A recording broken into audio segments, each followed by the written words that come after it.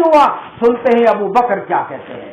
جب ابو بکر کے پاس پہنچے ہیں، ابو بکر سب سے پہلے اپنی بیٹی یعنی امی عائشہ کے کمرے میں داخل ہوئے جہاں نبی پاک صلی اللہ علیہ وسلم پہ سفید چادر تنی ہوئی تھی.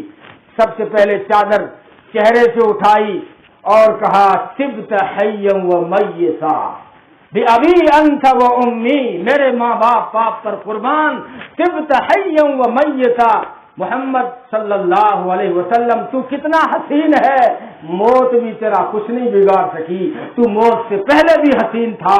موت تو بڑے بڑے حسینوں کا حسن چھین لیتی ہے، لیکن محمد تو کتنا حسین ہے کہ موت بھی تیرا کچھ نہیں بگاڑ سکی. طبت حیا و میتا، کہ تیری زندگی بھی پاکیزہ، تیری موت بھی پاکیزہ.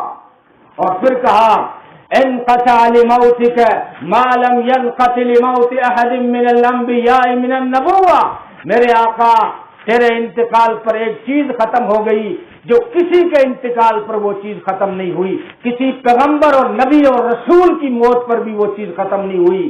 وہ چیز ہے کہ آج کے بعد وحی کا سلسلہ بند ہو گیا، آسمان سے وحی نہیں آئے گی، نبوت کا سلسلہ بند، وحی کا سلسلہ بند ہو گیا. اور اس کے بعد کہا فعظمت عن الصفہ، تاریخی جملہ کہا محمد صلی اللہ علیہ وسلم تیری ذات تعریف سے بالا تر ہے، یعنی کوئی تیری تعریف کر ہی نہیں سکتا. میں کہا کرتا ہوں کہ کوئی 30 یا 23 منٹ میں کوئی مولوی نبی کی تعریف کیسے کر دے گا جس کو رب العالمین نے 23 سالوں میں 30 پاروں میں بیان کیا. قرآن کتنے سالوں میں اترا؟ 23 سالوں میں. اور پارے کتنے ہیں؟ 30.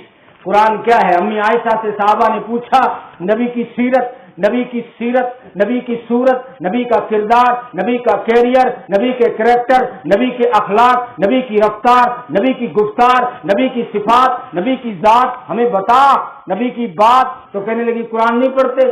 صحابہ نے کہا امی قرآن تو صبح شام پڑھتے ہیں. فرمایا کان خلقہ القرآن، سارا قرآن میرے نبی کی سیرت ہے.